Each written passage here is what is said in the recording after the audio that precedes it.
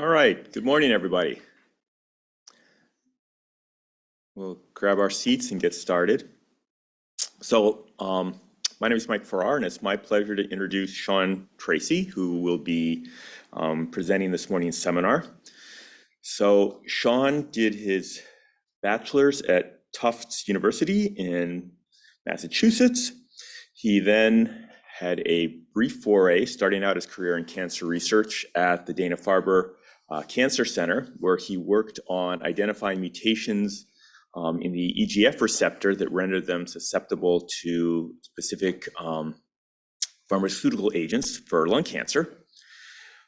After that brief foray as a technician, he re-entered academia in the MD PhD program, once again at Tufts, where his work focused on the role of B cells and Epstein-Barr virus. After getting both his MD and PhD at Tufts, he then came out to the Mayo Clinic, where he did his residency in internal medicine. And following that, came to the University of Minnesota, where he did fellowship, initially in my lab, that focused on studying the immune response to acute lymphoblastic leukemia. He has recently been promoted to an assistant professor with his own lab, and he's going to be telling you about what he's been doing, I think probably over the last 4 years, describing and really spearheading a team that took a project that was kind of in its infancy in my lab and really taken it, I think, to some interesting new directions. So, welcome, Sean.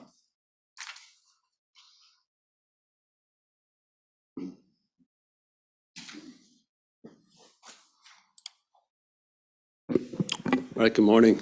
Thank you, Mike, for that introduction. Hopefully you can hear me out there in Zoom land, but if not, let us know. As Mike said, I am really faculty or junior faculty with the Division of Hem/Onc and Transplantation, and I'm going to be speaking today about acute lymphoblastic leukemia and how we really think of how it can outlast some of the many therapies that we direct against it. So I want to start just by looking at a few of the faces of individuals affected by ALL. Patients who develop acute lymphoblastic leukemia can really experience this during any phase of life. So this is the most common pediatric cancer, and relapsed ALL remains the second leading cause of pediatric cancer deaths, even in this era where outcomes in general have greatly improved for such patients. Despite its sort of notoriety in the pediatric cohort, though, it also affects adults of all ages, from adolescents all the way to their elderly years. And of course, one of the first things we think about when we diagnose patients with ALL is what their age is at that point, in part because, of course, the social context of their diagnosis is so dependent on age, and also because it shapes our management of it. Additionally, the age of diagnosis is closely intertwined with the exact biology of ALL development.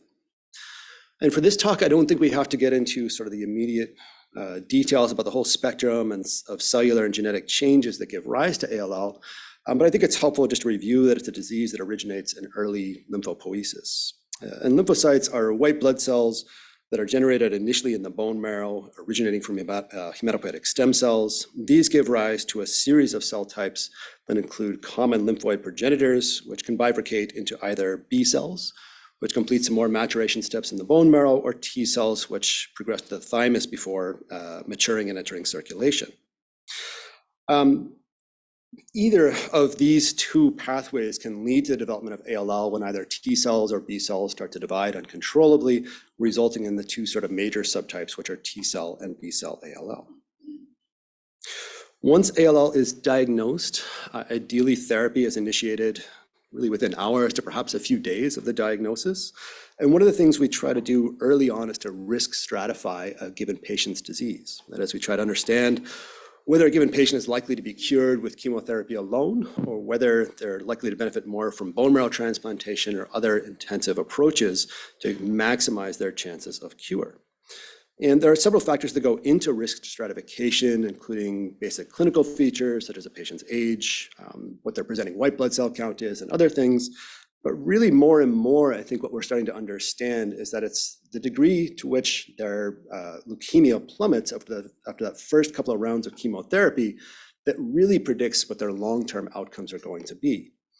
And a few different trajectories are shown here. You can have patients who, after that frontline series of chemotherapies, have sort of a shallow response to chemotherapy.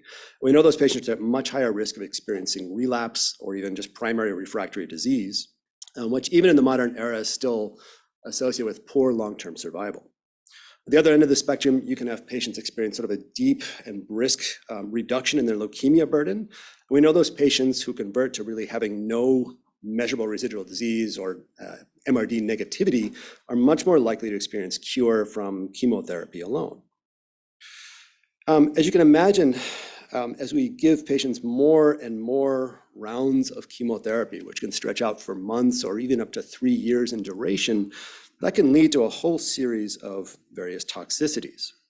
And I can show you a laundry list of those, but especially for patients who experience ALL and are treated in their pediatric years or early adolescence, these can really lead to life-altering long-term toxicities. These can include a higher risk of cardiovascular disease, shortened stature, cognitive deficits, and a heightened risk of second cancers. I think that's illustrated by this article from about 10 years ago that depicts identical twins at the age of 26. And the individual on the right was diagnosed with ALL when they were 4 years of age and underwent several lines of therapy. And you kind of get a sense of just how long-term and the magnitude of these effects that patients can experience from treatment. In addition to that, MRD, of course, drives long-term outcomes for these patients. And there's a lot of different ways that you can measure MRD. You can check it sort of right after induction or consolidation or at various times throughout treatment. You can do a range of different tests, but just to get sort of the broad strokes of the magnitude of its importance, I think it's helpful to look at this meta-analysis of a couple thousand different adult patients. On the left, you see event-free survival as stratified patients who ever achieved MRD negativity as compared to those who never got to that milestone. And you get a sense of how much shorter event-free survival is for those patients. And then overall survival is on the right as well. You can see that for patients who really become MRD negative in the modern era, they have an excellent chance of long-term survival or cure. And those patients who can't quite get to that milestone still experience overall survival that's a little bit less than 3 years. So MRD has really become one of the most important factors to help us understand what a patient's likely future course is going to be. One of the major questions that I and others in the field now think about, of course, is just how is it that these cells are outlasting that first range of cytotoxic treatments and persisting throughout all the therapies that we direct towards them? And of course, we know that persisting leukemia cells don't exist in isolation, right? So the leukemia cells, which are just LCs here, are with a whole other suite of immune cell types in the bone marrow, as well as in the secondary lymphoid organs and other spaces. And they exist in close contact with a series of other cell types, including antigen-presenting cells, natural killer cells, and a range of T cell substates. These can include helper CD4s, such as Th1. They can include cytotoxic lymphocytes, which are typically CD8s. And they can include a whole series of different regulatory C cells, which can be in close proximity. How all of these interact to drive MRD persistence and allow leukemia to outlast sort of the endogenous immune system is a question, I think, for systems biology that we're only starting to address in the modern era. And there have been a range of studies that have tried to systemically catalog all these various changes in the immune cell populations that occur in the immediate leukemic microenvironment. And one of these is just shown here.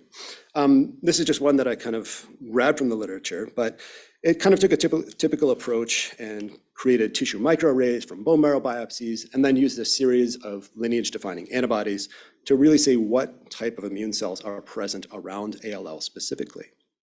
And if you contrast the frequency of different cell types in ALL patients, which are in blue, to those of healthy controls, which are in red, you get a sense that there's a shift in the polarization of macrophages in these patients from more pro-immune macrophages to more tumor-suppressive M2 macrophages. There's also a somewhat lower frequency of natural killer cells and a higher frequency of so-called myeloid-derived suppressor cells, which are thought to really convey a lot of anti-inflammatory signals. So, these changes are not, of course, unique to ALL. I think I could probably throw a dart at PubMed and hit several papers that show really similar changes in the immediate microenvironment of several different cancer types. And they also don't tell us what's really unique about patients who have persistent MRD or go on to experience relapse. For that, the publications are more limited, but there's been a few cardinal papers over the past couple of years that have started to zero in on that. One of these is using more modern single-cell RNA-seq sort of techniques to really start to catalog these cells in more detail. And this one noticed that there's an emergence of so-called atypical or non-classical monocytes that seems to stratify patients by long-term survival. So for patients who have a high frequency of the CD16 positive atypical monocytes, you can see that survival, as just depicted here, is worse. And these cell types also seem to rebound concurrent with relapse, suggesting that leukemia cells and these atypical monocytes are somehow moving in tandem, and mechanistically that's driving forward persistence. There's also been a series of other papers which have looked at the frequency of a specific subset of T cells that are expressing, activating, and inhibitory receptors such as PD-1 and TIM-3 on their surface. And these PD-1 positive, TIM-3 positive CD4 T cells I've started to call relapse-associated CD4s. And you kind of get a sense of how well they stratify patients. So if you look at adult patients or pediatric patients or ALL patients with a range of different sort of cytogenetic backgrounds, these still emerge as an independent risk factor for relapse, despite how else you subset them. And you get a sense of the magnitude of this impact by looking at the graph on the right, which shows relapse-free survival across patients who have a high frequency of these PD-1, TIM-3, CD4s or a low frequency. And on the left, you can see relapse-free survival as dictated by MRD negativity or positivity after induction. And you can see that the frequency of these cells is basically as good or better than MRD for predicting long-term relapse-free survival. A couple other blurbs of data that kind of show the same point are demonstrated here. You know, the hazard ratios for relapse for TIM-3 expression approach 8 to 10-fold in some series. And if you start to build really receiver operator curves out of immunology scores, which are shown in green here and are largely based on the presence of high numbers of these relapse-associated CD4s, you start to generate areas under the curve of close to 0.9, which is fairly impressive for a relapse receiver operator curve prediction. So this series of papers suggests that, you know, it's these CD4s that seem to really tell us about who's going to relapse in a way that even MRD can't quite approach.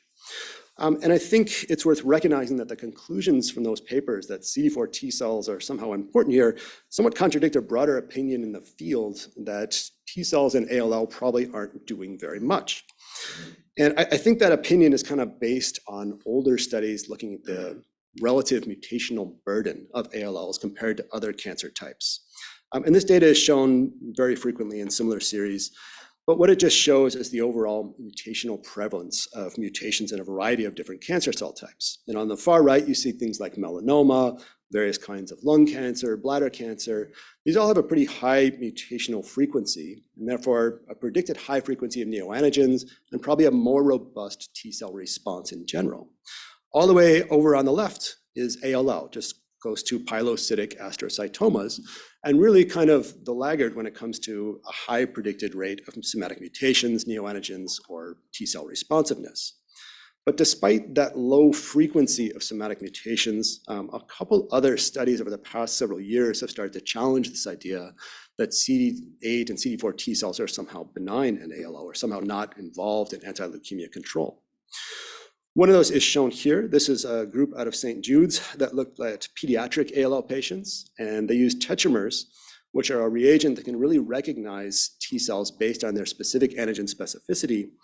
And they just looked in depth at 5 different patients. So they took these patients' samples, they sequenced them in deeply and looked for what neoantigens would be bioinformatically predicted, and then built tetramers around those neoantigens and looked for the frequency of CD8 T cells specific for those. And what they found is that most of the predicted neoantigens do elicit actually leukemia-specific CD8 T cells in fairly high numbers. So this is a small patient series, but the results seem pretty universal across each of those patients. I'd argue that if you go back farther and start to look at another subset of ALL defined by this thing called the Philadelphia chromosome, that you can find a series of CD4 and CD8 T cells that actually target this fusion oncogene called BCR-ABL.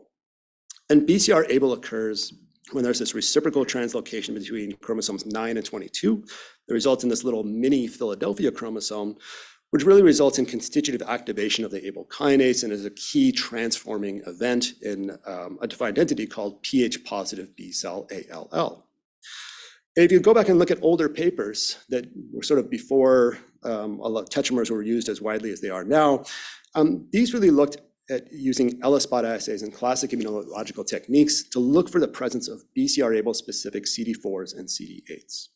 And what they've observed is that both in patients with Ph-positive ALL, as well as in patients who have CML, which is very similar in that it also has a BCR-ABL rearrangement, you see a high frequency of BCR-ABL specific CD4s and CD8s.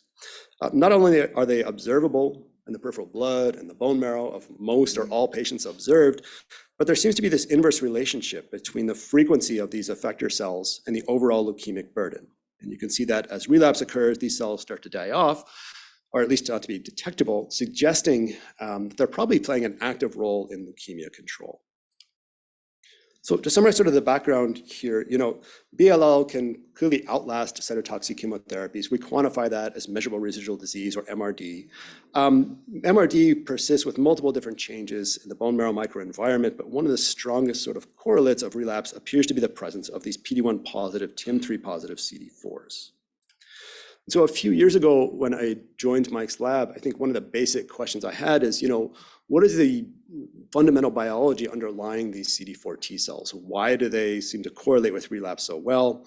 And we went on to try and see if we couldn't use mouse models to characterize their basic properties to start. And to do this, we adopted a well-established mouse model of Ph-positive ALL. And in this model, basically the BCR-ABL fusion oncogene is encoded in a retrovirus along with green fluorescent protein. And that retrovirus is used to transduce bone marrow cells from a mouse that has a complementary loss in a key tumor suppressor known as CDKN2A or ARF. And the co-occurrence of both of these events is well documented in patients with Ph-positive ALL. And in culture, this leads to transformation of cells in about 7 to 10 days. So you get this rapid sort of outgrowth of these transformed cells, which you can then use as immortalized cell lines, or you can do them fresh for basically every experiment. We created a cell line, or actually an investigator before us created a cell line known as LM138, which is used for a lot of our experiments today. And this is just the basic overview of our experimental backbone. We basically just adoptively transfer a low number of LM138 cells into immunocompetent, totally non-conditioned Black 6 mice. And leukemia takes off pretty rapidly. The mice used to reach an endpoint defined by hind-limb paralysis, reflecting sort of meningeal invasion, which is another key clinical characteristic of ALL. And that usually can occur by about day 20 in these experiments, unless we rescue the mice with therapy. For a lot of our experiments, we give mice a course of a BCR-ABL specific inhibitor, such as nilotinib. We can give that for a fixed length of time and then withdraw it, after which the mice are in various depths of remission. And after withdrawal, relapse usually occurs. This is just some of the early data showing what this looks like. By day 16, you have a pretty high frequency of leukemia in the bone marrow, the secondary lymphoid organs, as well as the central nervous system of these mice. These are easily recognizable by CD19 positivity and GFP positivity. And they're just quantified over here in the bone marrow and spleen. What we saw really early on, really one of our first sort of interesting observations, I think, was that if you simply inject mice and then look, you'll see the emergence of CD4 and CD8 T cells that upregulate the same activating inhibitory receptors that are seen in patients.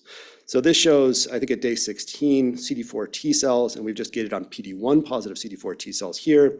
And a lot of them have strongly upregulated TIM3. And just as in a variety of other cancer contexts, they don't upregulate just one activating inhibitory receptor. They tend to upregulate several, including LAG3, TIGIT, and others that aren't depicted here. But that frequency gets fairly high by day 16, approaching 30 to 40% or beyond in both the CD4 and CD8 compartments. We then started to look at what was perhaps functionally different about these cells, hypothesizing that they might be having some degree of functional exhaustion. And we started to really look at what was different between these CD4s that had upregulated multiple activating inhibitory receptors versus those that had not. And one of the observations we realized was that by day 16, a lot of these phenotypically exhausted CD4s had lost capacity for synthesis of the effector cytokine TNF, which is shown over here. Interferon gamma, however, was reasonably well preserved and perhaps was even a little bit higher in these cells, which is different than what we'd expect from functional exhaustion from CD8 T cells, which classically, when they're terminally exhausted, really lose the capacity to make that key cytokine. These are quantified over here, and actually you can see among the LAG3, TIM3 positive cells, there's perhaps even a higher frequency of interferon gamma positivity, and the mean fluorescent intensity is perhaps a little bit higher in those as well. So this points to perhaps a state of functional exhaustion that may be unique to CD4s or perhaps just to CD4s in a leukemia model. We thought, okay, if these are experiencing some degree of functional exhaustion, let's explore the utility of checkpoint blockade. And to do this, we adoptively transfer leukemia cells on day 0, and then we give mice a short course of nilotinib, a BCR-ABL inhibitor, and then withdraw it. And as you can see, the mice start to relapse fairly quickly after withdrawal of nilotinib, and have basically all been sacrificed by about day 40. On the other hand, if we combine nilotinib with a PD-L1 targeting monoclonal antibody, we get this dramatic difference in long-term survival, with about 70% of mice surviving out past day 100 or so. When we examine these mice who survived to day 100, we couldn't really see any evidence of persisting measurable residual disease. There's a couple of different techniques you can use to look for those. Some are more sensitive than others, but by our standard techniques, these appear to be MRD-free and have basically been cured of leukemia.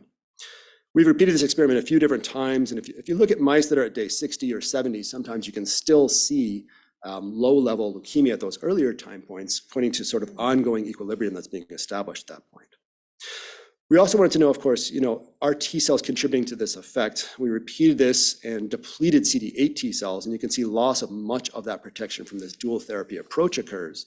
When you deplete CD4 T cells, basically all of that protection is lost. So this really, I think, points to just the general importance of CD4s at contributing to leukemia control in this model. And we next went on to do a whole series of different experiments to characterize these cells in much more detail. And we used large-scale, single-cell, multi-omic approaches. And I won't kind of walk through all of that data. It's out there and it's been published previously, but I want to just show you a few of the highlights that started to steer our thinking. And this is just our UMAP plots of several thousand different CD4 T cells that we captured from mice that had received leukemia and then had gone on to be treated with a variety of different conditions. We pulled them all together and we started to ask, which ones are strongly upregulating PD-1 and TIM3? Which ones phenotypically look like those relapse-associated CD4s? And this shows PD-1 and TIM3 protein level expression on these single cells. And you can see there's this cluster over here that most strongly seem to upregulate those. There's also a cluster down here that I'll come to in a second, but the one in red seem to characteristically upregulate strong expression of IL-10, which is typically thought of as a suppressive cytokine. And they remain negative for FOXP3, which is a key marker of T regulatory cells, which one of the more sort of important regulatory or suppressive T cell subsets. FOXP3 positive T cells, if you look closely, also express PD-1 and TIM3, but FOXP3 Tregs were not predictive in those earlier clinical studies of relapse. And so we thought, this novel subset here may explain some of the earlier clinical associations we've observed. We also looked at bone marrow biopsies from patients to see if we could identify a similar subset. And these are UMAP plots from a couple thousand cells of T cells of patients with pH positive or pH negative B-cell ALL. And pulling those together, we found a small cluster of cells that seemed to strongly overexpress IL-10, along with other activating inhibitory receptors such as PD-1, TIM3, and others. So collectively, along with other features that I haven't gone through here, these really appear to have a functional state that's characteristic of something called type 1 regulatory cells, or TR1s. TR1s are a known regulatory subset of cells, but haven't really been described in ALL previously. We went back to our mouse experiment and then started to ask, what's happening to this subset of cells when we treat them with that more successful nilotinib and anti-PD-L1 therapy approach? And to look at these, we start to look at their patterns of clonal expansion and contraction by performing TCR sequencing of the CD4 T cells in that same experiment. And what you get a sense of here is that there's a pretty steep drop-off in the overall diversity of TR1 cells after treatment with nilotinib plus checkpoint blockade. And that really reflects clonal outgrowth of a single clonotype that came to dominate much of that cluster of TR1s. And those are shown here in red, and the blue dots are basically all the other non-dominant clonotypes that make up that cluster. Well, that's interesting. Expansion of these cells coincident with leukemia control probably points to functional changes in these dominant clonotype TR1s. And as we looked at what was transcriptionally different about these dominant clonotype TR1s after dual therapy, as compared to non-dominant clonotype cells in that same therapeutic arm, we saw that there was relatively lower levels of IL-10 and higher levels of CD40 ligand. We also compared these to all TR1s from mice that hadn't gotten checkpoint at all, and there the effect of both of those is probably more exaggerated. CD40 ligand is one of those key molecules that CD4 T cells use to accomplish helper function to help activate cytotoxic CD8 T cells. And congruent with that, when we repeat these experiments and look for granzyme B positive CD8s, we do see that they're recruited in higher numbers in mice that have received this dual therapy approach. So these TR1s, at least just based on this early work, looking at what correlates with successful treatment, they seem to have preserved helper function overall. And TR1s, as I've stated, are well known in multiple other contexts for critical roles in establishing self-tolerance. They're known to also surveil the hematopoietic stem cell niche itself, and they mediate immunosuppression largely via IL-10, but also along with a range of other factors that are variably dominant depending on which model you look at. So importantly, I touched on this concept that TR1s patrol the normal, healthy hematopoietic stem cell niche.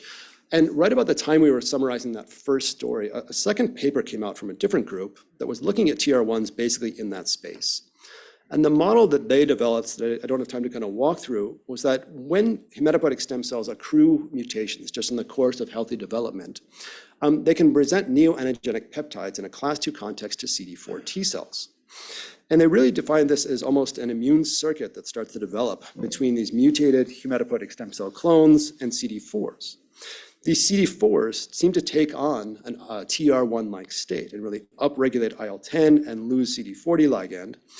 And at the same time, they deliver a series of pro-proliferative and myeloid differentiation signals to their target cells. And what that seems to do, according to their model, is to drive mutated stem cell clones out into the short-lived myeloid compartment, where they persist for a matter of hours to days, effectively sort of being eradicated from the stem cell pool. We started to think, what if in ALL, some of the key players here are phenocopying some of those actions? What would the outcomes be? We start to hypothesize that perhaps what these pre-B cells are doing are eliciting a very similar TR1 response from neoantigen-specific CD4s and also inducing the same TR1 state. If this is occurring, we kind of predict that these myeloid differentiation signals are largely ignored by B cells that have already committed to that lineage. The net outcome under our model right now is that these cells would instead become transformed, they would expand, and they would also critically benefit from immune suppression by adjacent TR1s, which are really suppressing effector T cells. The stem cell niche, that probably serves an adaptive purpose by helping to prevent a lot of inflammatory signals in the critical hematopoietic stem cell niche, but this can be converted to a maladaptive and pro-tumorigenic response simply by phenocopying key parts of that model. Our early work kind of suggests that a way to get around this is to recruit a lot of early activated CD4s that still have well-preserved levels of CD40 ligand and haven't yet differentiated that suppressive TR1 state. And again, our correlative work suggests that those are recruiting effector T cells, effector CD8 T cells a bit better, leading to elimination of MRD in our model. So this is where we were, I think, a year and a half ago or so, and we started to try to think a little bit more about how we could advance evidence to support this model. And one of the assays we turned to is an in vitro suppression assay. And this is a little bit complicated, but essentially what you're trying to do is to look at how various antigen-presenting cells affect naive CD4s that are primed. So you essentially co-culture antigen-presenting cells, which in this case can include classic splenocytes, or your ALL cells themselves, or hematopoietic stem cells for comparison, along with a peptide and a CD4 T cell that has antigen recognition for that peptide. You then transfer those naive CD4 T cells after priming into a secondary assay and look at the impact of these CD4s on labeled CD8 T cells to see if these CD4s have taken on a suppressive capacity against those CD8s. And one of the net results of that series of experiments is shown here. We completed this and then looked at the suppressive capacity of those transferred CD4s after they'd been exposed to our LM138 cell line or to stem cells, and we saw that there was an increase in the overall suppressive capacity of these cells that was comparable to classic Tregs. You can see that APCs have a little bit of suppressive capacity that's induced as well. And interestingly, pre-B cells in a limited number of replicates so far seem to have, if anything, a more potent capacity to induce suppression. This is somewhat of a crude assay. There's a lot of nuances to it, and I wouldn't kind of draw the conclusions too far from it. And really, ideally, we wanted to move towards an in vivo model where we could test this more rigorously. To do that, we went back to our earlier data, which I showed you previously, and looked at that dominant clonotype of TR1s and thought how we could perhaps replicate its activity and study it on a single cell level. And to date, we have created a novel mouse strain called HV1, which basically has a fixed T cell receptor with a sequence identical to that of the dominant clonotype of TR1s that we first observed. So that TCR has basically been engineered to express that same sequence. And at first, we didn't really know what this is reacting towards. We presumed that it was reacting towards a leukemic antigen of some kind. But in data that I won't kind of go through today, we eventually formally recognized that these HV1 CD4 T cells specifically recognize the BCR-ABL fusion oncogenes. They are a subset of true leukemia-specific CD4s. So using this, we basically have a limitless supply of leukemia-specific CD4s that we can use in adoptive transfer experiments to study their activity. So the basic backbone of a lot of the data that I'll show you now is basically adoptive transfer of these CD4s into naive recipients, which are then challenged with leukemia, undergo a range of treatments, and then we characterize with a series of different functional experiments. One of the first things we started to ask after getting the HV1 mouse working was how HV1 cells affect survival of leukemia-bearing mice on their own. And to do this, we transferred HV1 cells 24 hours before leukemia challenge with our pH-positive ALL cell line on day 0, and then let the leukemia advance to about day 14. We gave the mice a short course of nilotinib to induce a remission, and then withdrew therapy and conducted survival analysis. And as you can see, adoptive transfer of large numbers of HV1s, specifically 200,000 per mouse, leads to prolongation of survival, while transfer of a small number of HV1s doesn't seem to have much of a meaningful effect on survival. Interestingly, these mice continue to die at relatively late time points in this approach. And again, this is in the absence of checkpoint blockade, so we're just looking at HV1s on their own. And this suggests to us that HV1s essentially have probably some anti-leukemia activity that is not necessarily sustained over the long term. To get a better sense of what was changing in HV1s during leukemia progression, we've since conducted single-cell attack-seq analysis. It's the same sort of experimental backbone, but without nilotinib or any therapy. We're just looking at how the HV1s change in the presence of leukemia itself. At days 9, 13, and 17, as shown by the UMAP plots here, you can see that these HV1s, despite all having the same TCR sequence, are actually adopting a fairly significant degree of heterogeneity, and that seems to keep evolving throughout this time course experiment. I won't go kind of through the identification of all these clusters today, but importantly, we really don't see a lot of cells developing access at the FOXP3 locus. So this is important to us because TR1 cells, again, remain largely FOXP3 negative. We only see a small set of cells that are developing chromatin accessibility around FOXP3, and those are really limited to this small cluster, cluster 6 in purple here.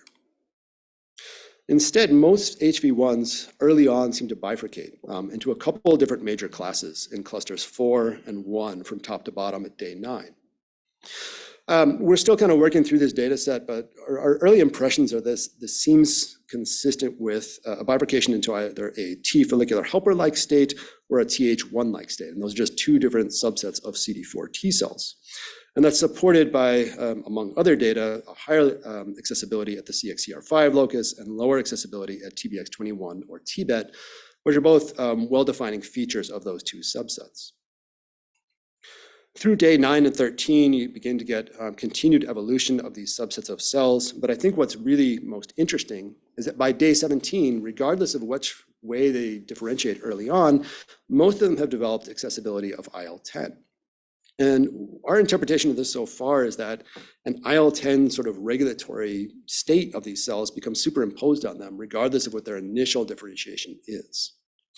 This is all just, at the chromatin accessibility levels, sort of functionally start to look at this. We did a couple other validation experiments that I'll show you in a second.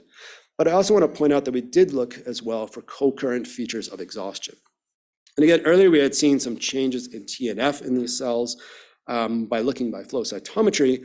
And again, we wanted to see if there were chromatin accessibility changes of these effector cytokines that occurred in any of these terminal clusters of cells at day 17 that would support true functional exhaustion. And we don't see a lot. We do see some loss of interferon gamma in these cluster 2 cells, which originate from a T follicular helper-like state, we think.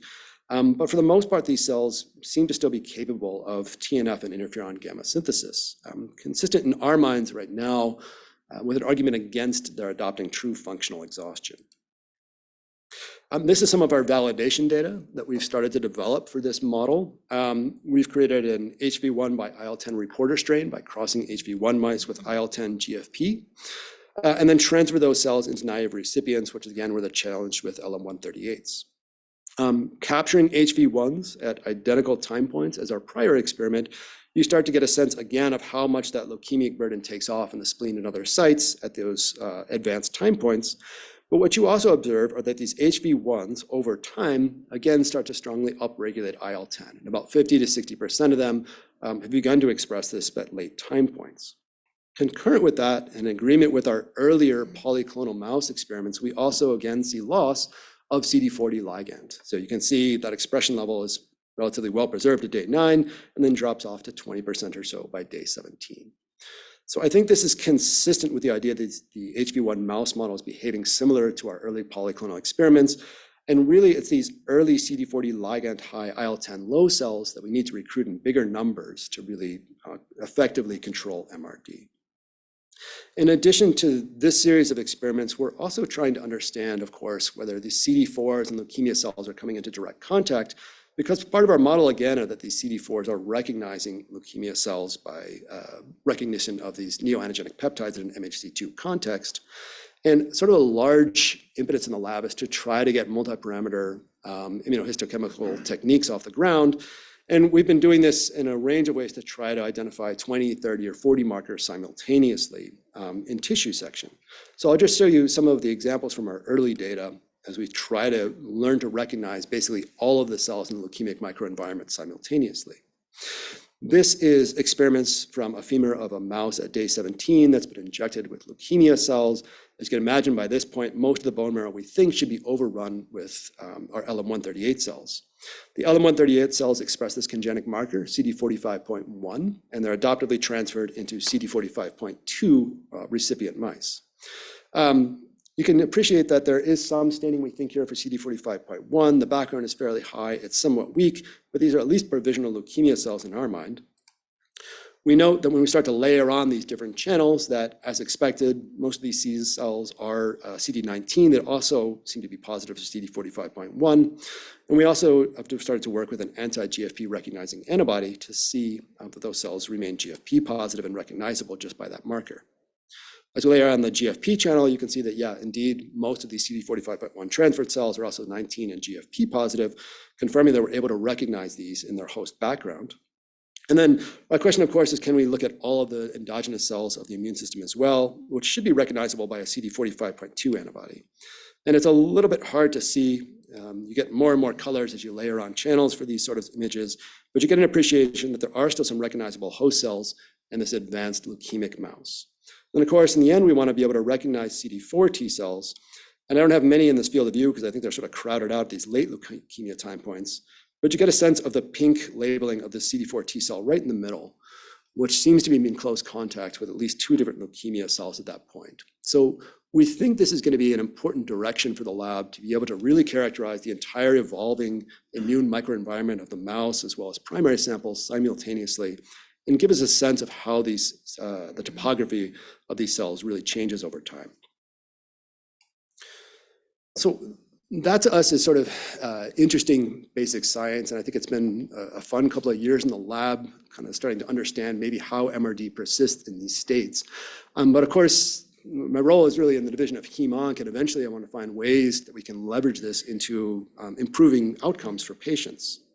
And I'd always been struck by a couple of studies from a couple of years ago looking at the usage of BCR-ABL specific T cells that have been expanded ex vivo and given to patients. And in ALL now we have a whole long armamentarium of lots of different effective therapies, including CAR T cells and T cell engagers, but they have their own limitations and a significant degree of relapse occurs after their usage. This study was interesting because they looked at just a small number of patients, 3 patients, and asked, if we deliver just BCR-ABL specific CD4 and CD8 T cells, could they be clinically effective? And this is just representative data from one patient who had a high level or a rising level of measurable residual disease despite several prior lines of therapy, including bone marrow transplantation. They underwent something called a donor lymphocyte infusion, which is when we transfer donor cells to try to re-induce remission, and that seemed to have no effect. And they had also developed resistance to tyrosine kinase inhibitors against BCR-ABL. So these BCR-ABL specific CTLs were, and CD4 and CD8 T cells were expanded ex vivo and then given back to them in several fractions, ranging from about 0.25 to 0.5 million cells per kilogram, which is a little bit lower than modern CAR T cells. And you can see the patient quickly went into a relatively deep MRD negative response, and that was sustained throughout several months of giving them these fractions of cells. The last one was given around month 12, and then at month 54, that response was still sustained in the absence of further therapy outside of this tyrosine kinase inhibitor. Importantly, they looked to phenotype these CD4s and CD8s that have been transferred in the patients, and the color codes are not totally depicted here, but basically these correspond to CD4 and CD8 T cells of effector and central memory subsets. So I think this is an interesting proof of principle that if we can elicit BCR-ABL specific T cells in enough of an absolute number, that could be clinically meaningful. And in a way, this has some advantages that CAR T and T cell engagers do not. There was no indication of cytokine release syndrome or neurotoxicity or other side effects of CAR T in this approach.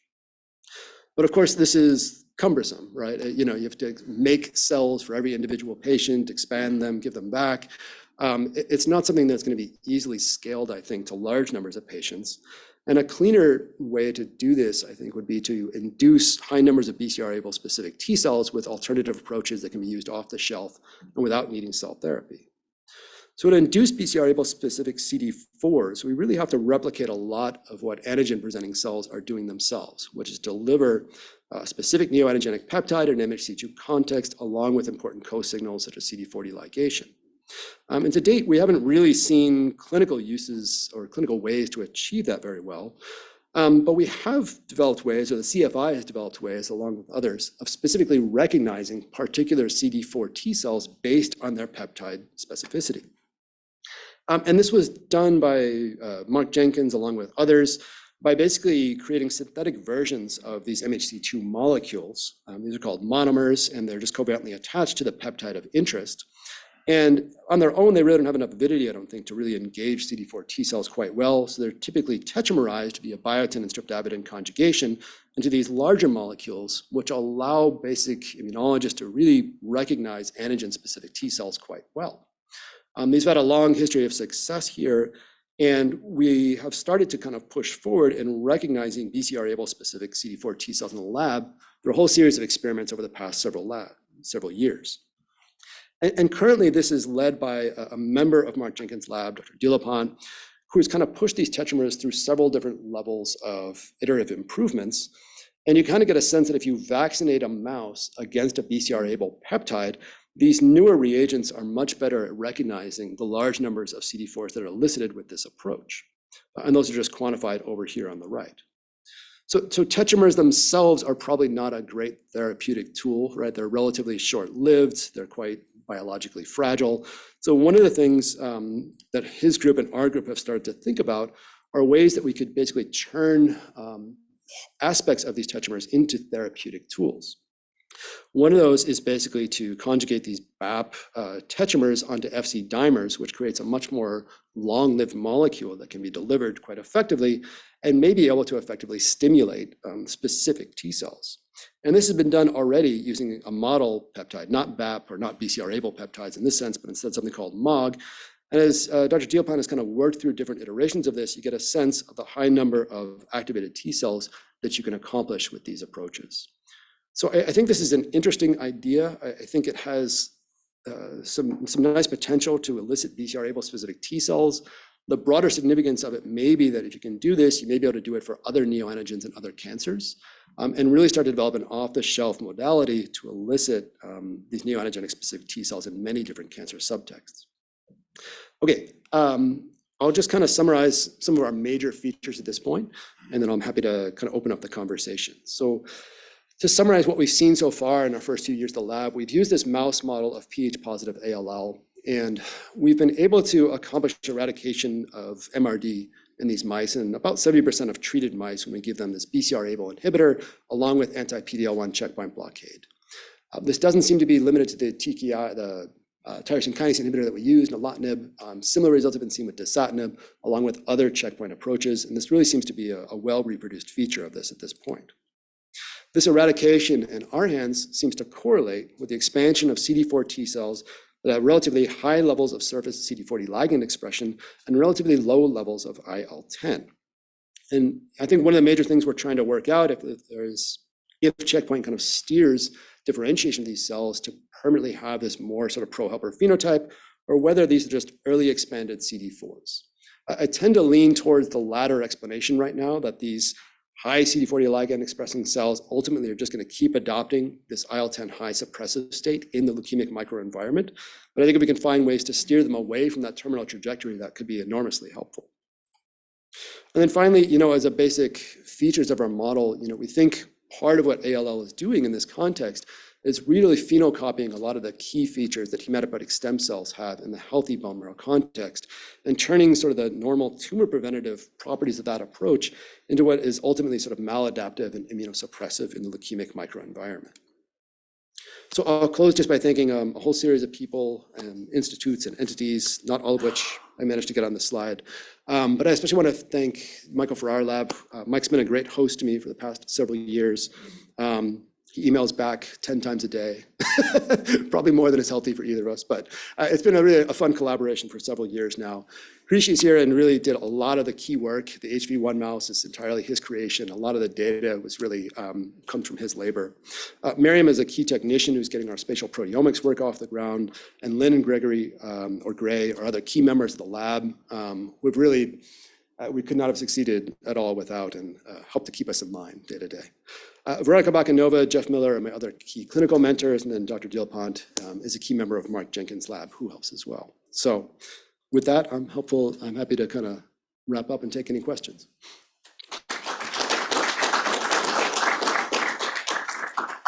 I have microphones for anyone wanting to ask a question. Do I see chat questions here too? I'll try. Yeah, I can check online. Okay, thanks. That was awesome. That's really cool. I have two questions for you.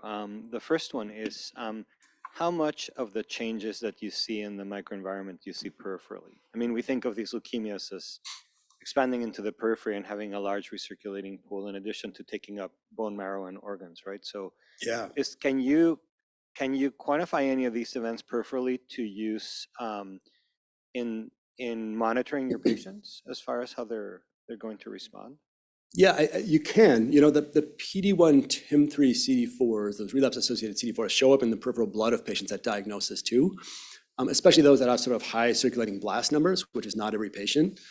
So you can see them in the peripheral blood. In our mice, we kind of see them, but at a lower frequency, and the mice tend to be just about dying at the point that we can really detect them reliably.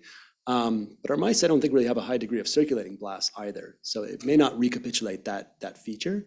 So the answer is maybe. You could maybe recruit some of our pathology colleagues to do flow cytometry to look at these. But again, the clinical standard of care is really to look at MRD and to see how the patient ultimately does. You're kind of in the front line, you're going to approach them almost the same no matter what, and then look at how their leukemia clears. So I think that'll still hold a lot of relevance to how we approach them. So the other question is, it looks like a lot of these changes are epigenetically driven in the environment.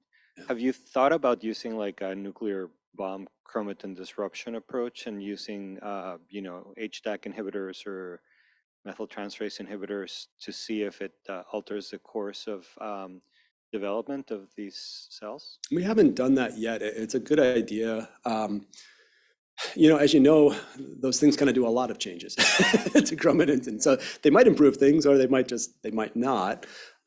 Those agents are really helpful for like MDS and a little bit slower moving things, and then if they're combined with venetoclax or these other agents, that can be helpful in high-grade leukemias too. I haven't seen hypomethylators used too much in ALL yet, but that doesn't mean they don't have activity. Yeah, and then you'd be using it to modify the immune system, and I don't know what it'd be doing to the leukemia cells themselves. So there'd be a lot of questions, but yeah. We have a question online from Chris Fennell. If you'd like to go ahead and read the question. Yeah, Chris says IL-10 is pleiotropic. Do you think there's one cell type, for example, CTL, suppressed by IL-10 that primarily accounts for disease progression? We're trying to work that out right now, and Rishi's done a lot of great work on starting to look at how IL-10 affects CD4 and CD8 T cells. There are differences that are already well known from how TR1s modulate them, and I agree that it's pleiotropic and the context is everything. So it's not just what IL-10 does, it's what cell delivers IL-10 and what co-signals are with IL-10. The short answer is that it's messy.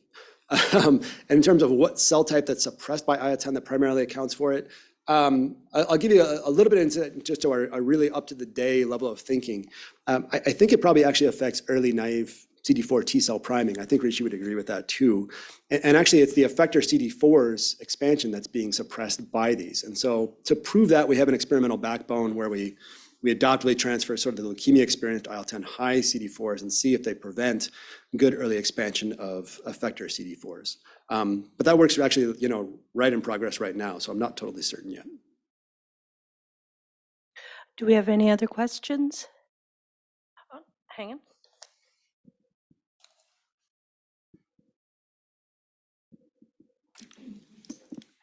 Yeah, it was really nice to see it kind of all put together like that.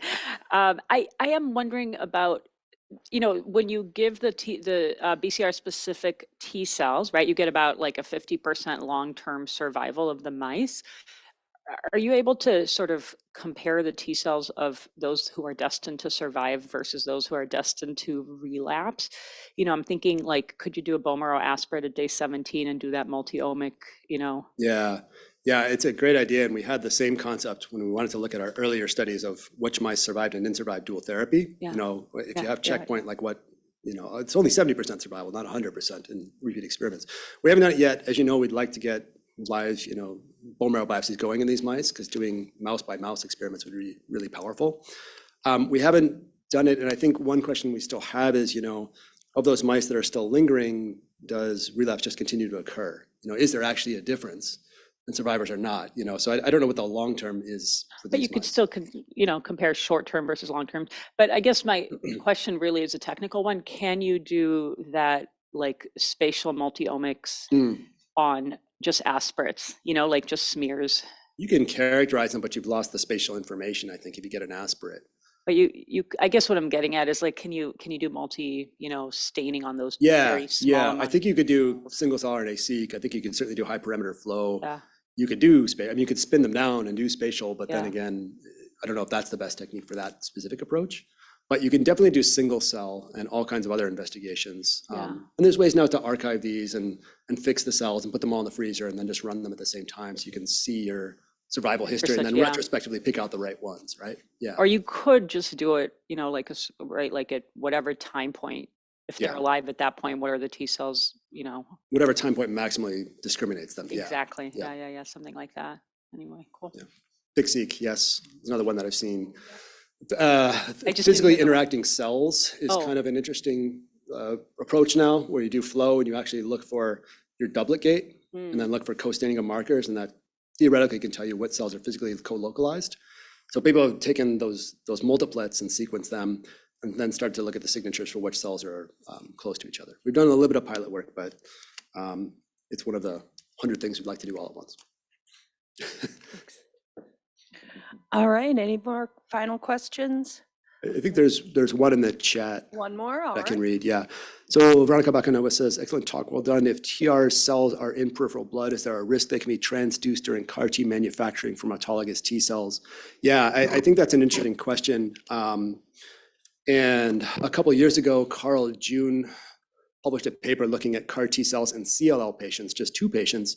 And interestingly, they all sort of, they start off as many different subsets of cells early on in treatment for CLL patients, and then they converge to what looks like TR1 cells, actually.